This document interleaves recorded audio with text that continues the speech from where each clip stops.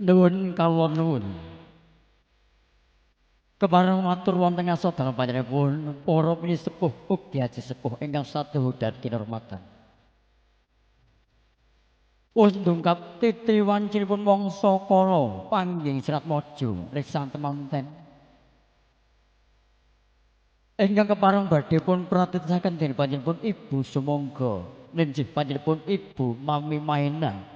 Ingkang mijil saking laladan yen setunggal tlatah selikur.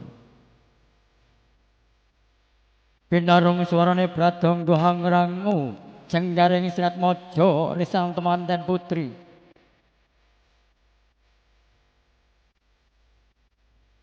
Kading gumubyar, kading pancurat kahyaning Serat Maja risang temanten. Lumampah kanthi alon-alon kaapit dening Rama sekalan ibu. Gandha harum ingkang hangambar-anggap katiup angin sumarana nunjih gandaning Serat Maja risang temanten putri. Kaboyong dening panjenengan Rama sekalan ibu saking panti busana tumuju wonten ing kursi renengga nunjih pun wastani kursi dampar kencana. Saya alon saya caket lumampahipun Serat Maja risang temanten putri. Wus katingal minggah wonten ing satinggiling binurata nunjih kursi dampar kencana kepareng Rama sekalan ibu. Nglenggahaken putri kinasihipun ingkang kepareng kawisuda.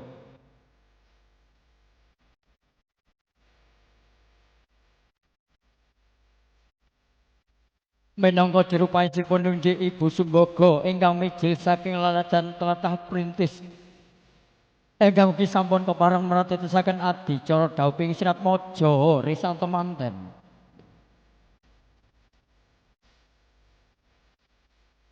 Wus katingal fotoku galeri. Foto studio ugi kepareng hangestoni adicara panggih Serat Maja.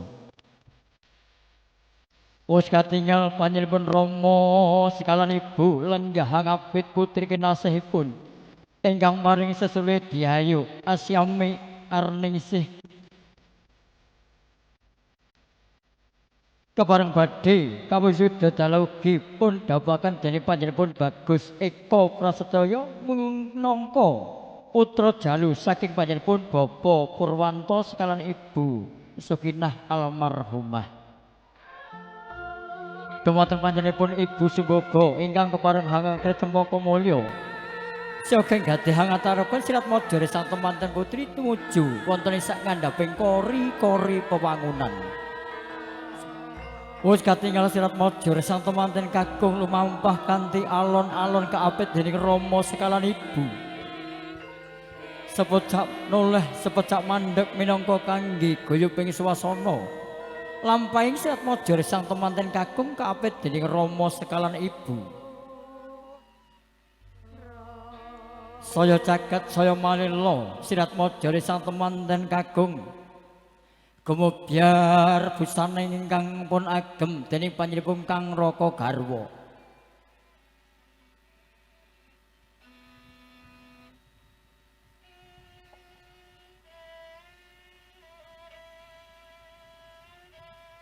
Kepareng sawetawis Serat Maja risang temanten kakung jumeneng sigrek anggenipun lumampah.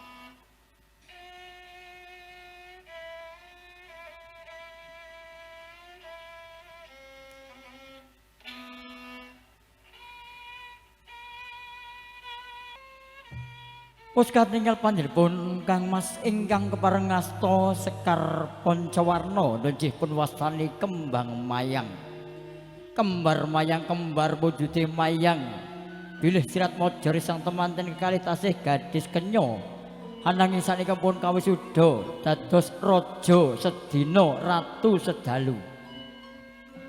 Lampahipun Kang Boyong Sekar Pancawarna tumuju wonten ing swasana satinggiling binurata kepareng Hamboyong jenggaring Serat Maja risang temanten putri kepareng pun larapaken saking kursi dampar kencana. Rikala semono ana titahing Gusti ingkang hakarya jagat asipat Paljalu lawan pawestri. Sinten to ingkang pun wastani asipat Jalu nenjih putra kinasih panjenenganipun Bapa Purwanto sekalan Ibu Sukinah almarhumah. Minggah pun wastani putri kinasih nenjih putri panjenenganipun Bapa Manisa sekalan Ibu Siti Kusyati ingkang paring sesulih Dyah Ayu Asriami Arningsih kanthi lumampah alon-alon Sirat Mojore sang temanten putri kaboyong dening Rama sekalan Ibu tumuju wonten ing sasana ingkang sampun rinunci dening panjenenganipun Ibu Sumbaga nunjih Ibu Mami Mahina. Wis katingal Sirat Mojore sang temanten kakung lumampah saya caket saya malela anggenya badhe nglampahi adat werdi adat widana. Sirat Mojore sang temanten kakung Dala Putri kasigi sawetawis kanthi hanatap catur netra catur papat netra mripat samya hamandeng. Kalajengaken Sirat Mojore sang temanten kali samya hambalang gantalan suruh kinamurase. Suruh dene murase ingkang tinalingkan yen benang sodya minangka Mangkuwerdi. Suruh lembaran sami-sami dipun antara dibalangaken dumateng panjenenganipun Sirat Mojore sang temanten kekalih minangka bilih suruh lembaran ginigit sami raosipun padha rasane. Sirat Mojore sang temanten kekalih badhe mirasaken punapa to minggah bilih sampun manjing wonten sak madyaning bebrayan agung. Tanggep asta ingkang sampun kalampahan dening Sirat Mojore sang temanten kekalih kanthi kapretisaken dening panjenenganipun Ibu Sumbaga. Kasiram dening toya ingkang sampun nyawiji Sekar Taman ugi ingkang pun wadhahi pun wastani Bokor Kencana.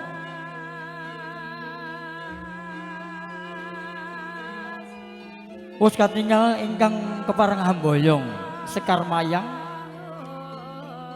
tumuli katungkulaken dening panjenenganipun Sirat Mojore sang temanten kekalih Anukar Mangkuwerdi.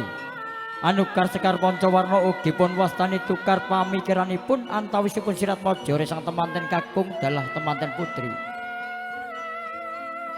Sembah sungkem Sirat Mojore sang temanten putri dumateng Kang Raka garwa.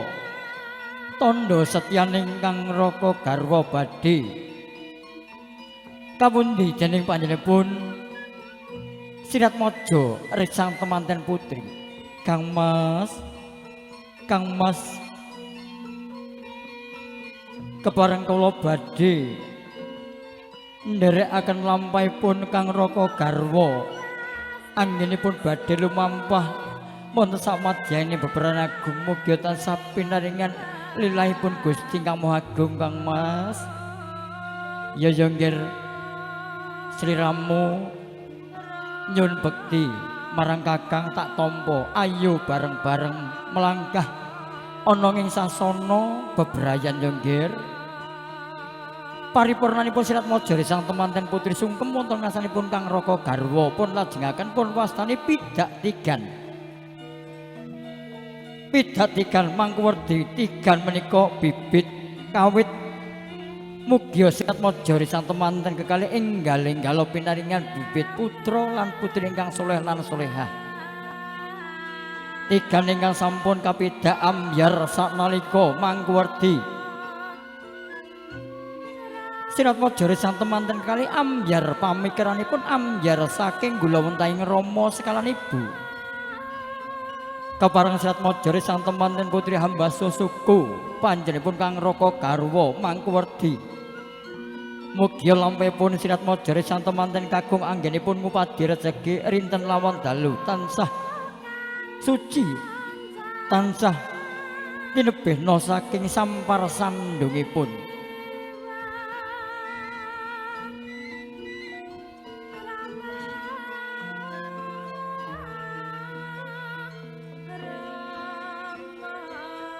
kanthi tulunge sing ati Sirat Mojore sang temanten putri kepareng hambasuh panjenenganipun Kang Raka Garwa.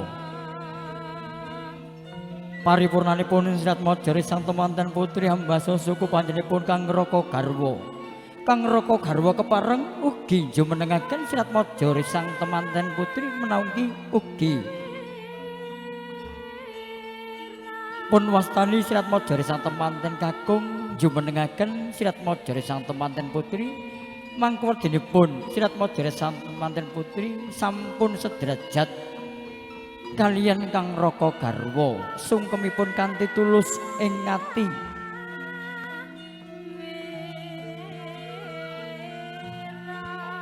Wis katingal panjenenganipun Ibu Sumboga lenjih panjenenganipun Ibu Mami Mahena mratisaken adicara salajengipun nundih adicara Sirat Mojore sang temanten putri hangubengi Kang Raka Garwa. Liripun Sirat Mojore sang temanten putri ngubengi Kang Raka Garwa. Sirat Mojore sang temanten putri kepareng saged dados garwa ingkang sejati ingkang saged migunani tumrapipun anggenipun sami bebrayan agung. Paripurnanipun adicara wis katingal pun lajengaken nunjih adicaranipun Kang Rama sekalan Ibu nunjih panjenenganipun Bapa Manisa sekalan Ibu kepareng hamboyong jenggaraken Sirat Mojore sang temanten kekalih tumuju wonten ing sasana rinengga nunjih pun wastani kursi dampar kencana.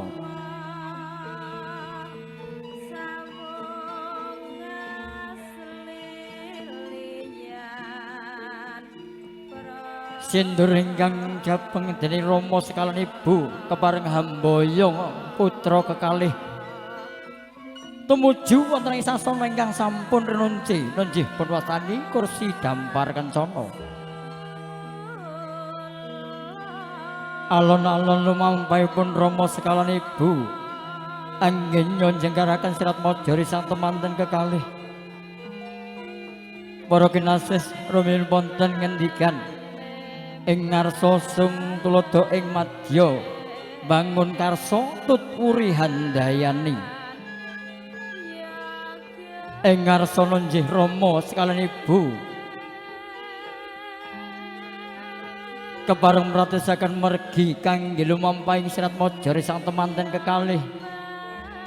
Ing madya bangun karsana nggih panjenenganipun putra kekalihipun badhe bangun Bale Wisma minggah tut wuri handayani ingkang kepareng nderekaken lampahipun Sirat Mojore sang temanten kekalih tansah maringi tulodo dhumateng putra kekalihipun ampun ngantos anggenipun lumampah rinten lawan dalu lumengser saking tatananing agami.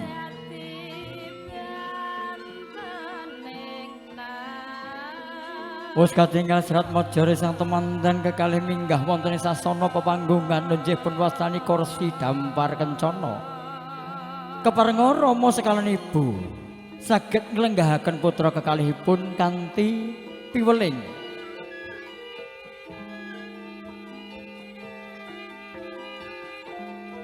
Nggih, anakku keloro. Sira dina iki tak wisuda ya, Nggih. Rama karo ibumu ngisa meling marang sliramu. Tak lenggahke sliramu tetekno atimu anggonmu arep bangun omah-omah ya, Nggih. Mung pawelingku marang sliramu aja nganti sliramu tumindak ala marang wong tuwa, marang sedulur, apa meneh marang bojo. Tansah eling maring Gusti ingkang nyipta akarya jagat ya, Nggih. Nunjih Rama rinten lawan dalu ingkang kula antu-antu ingkang kula dherekaken pituturipun Rama sekalan Ibu Sagunging para tamu kagung miwah putri ingkang sadaya kinurmatan. Paripurnanipun Rama sekalian Ibu keperengahan nglenggahaken sirat mojore sang temanten. Badhe pun lajengaken nonjih adicara sungkem ingkang sepindah. Sirat mojore sang temanten kekalih badhe sowan wonten ngasanipun Rama sekalian Ibu. Nonjih panjenenganipun Rama Manisa sekalian Ibu Siti Kusyati. Wis katingal panjenenganipun Ibu sumuga mratitesaken adicara lampahing sungkem.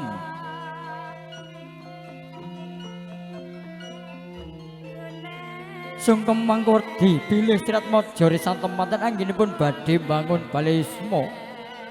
Kaparengan nyuwun edi pangestunipun Rama sekalian Ibu kanthi ikhlas sing manah.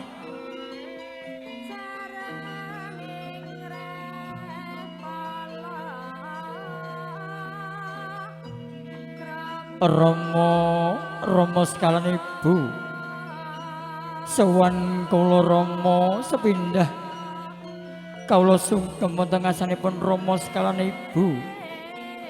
Kaparengan namung nyuwun edi pangestunipun Rama sekalian Ibu. Anggenipun kawula badhe lumampah wonten samadyaning bebrayan ageng mugya tansah ndadosaken keluarga ingkang sakinah mawaddah ugi warahmah Ibu. Ingkang salajengipun kula putra kekalih anggenipun dipun gulawentah dening Rama sekalian Ibu. Kawula dereng saged ndadosaken bingahing penggalih Rama sekalian Ibu. Tansah ndadosaken bot repoting Rama sekalian Ibu. Keparenga kula wonten ing sasana ingkang sampun kawisuda dening Rama sekalian Ibu, kawula nyuwun lumabareng isih pangapunten Rama sekalian Ibu. Ya nggih. Sliramara ning pangkuane bapa sekalian Ibu saperlu njaluk edi pangestu. Rama kang kajiban wong tuamu ora bakalan ora maringi pangestu marang sliramu ya nggih. Kabeh apa sing dadi sediamu anggonmu arep mbangun balewisma pamujening Rama sekalian Ibu, muga-muga isa kasedhian saking ngarsaning Gusti ingkang hakarya loka nggih. Mung pawuling kumalang sliramu mbok menawa ana pepalangi anggonmu lumampah rina lan wengi aja age-age.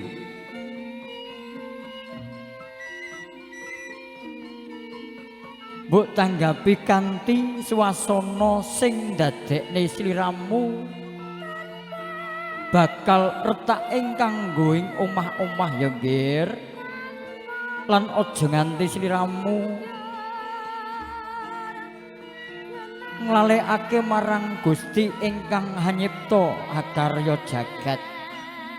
Nunjih Rama edi pangestunipun Rama kula tampi kanthi asta kekalih kawula Rama mugia saged kula dadosaken jimat kalima sada.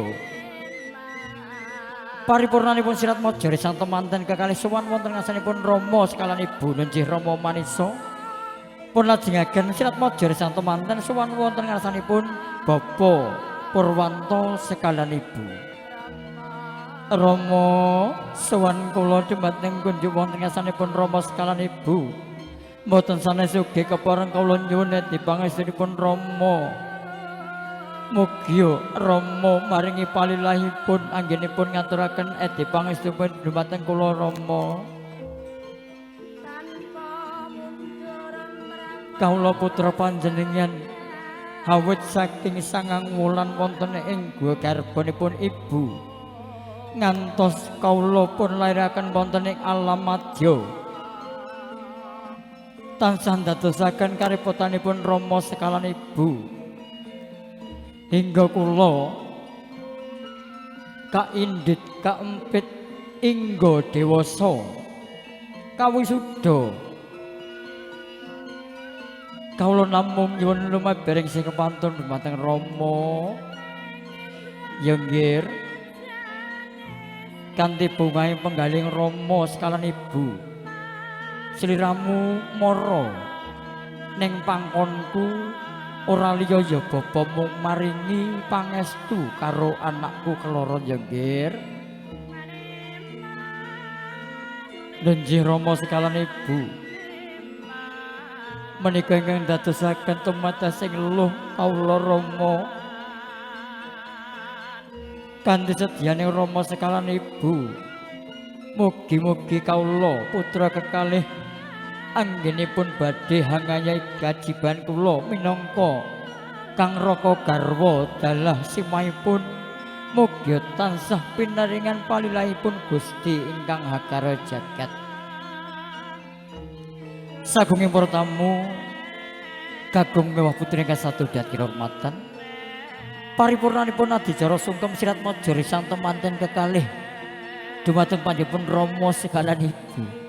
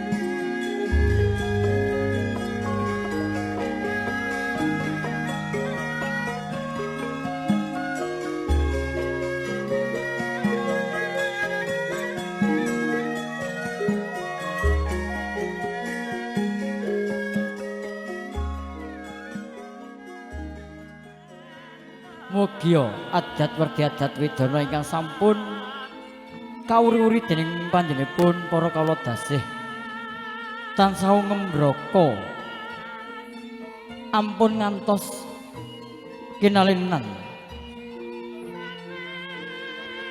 sagunge para tamu kakung miwah putri ingkang satu kinurmatan wis katingal paripurna rencining adicara ingkang kepareng sampun dipun pratisaken dening panjenenganipun Ibu Sumboga nunjih panjenenganipun Ibu Mami Hena ingkang mijil saking laladan Desa Perintis tlatah selikur ugi pun suyung dening DPS tipine wong punya gawe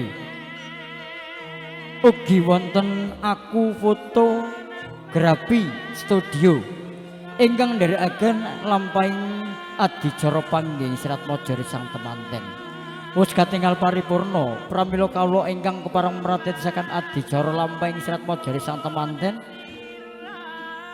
hambuk bilih anggenipun kawula ngaturaken runcening adicara panggih Serat Maja Risang Temanten wonten kirang lan ugi lepatipun kepareng kawula namung manungsa sawantah boten lumrah bilih boten wonten salahipun pramila sepindah malih kawula nyuwun lumabareng sih pangapunten ingkang tanpa pepindhan. Akhir salam billahi taufiq wal hidayah. Wassalamualaikum warahmatullahi wabarakatuh. Nuwun matur sembah nuwun.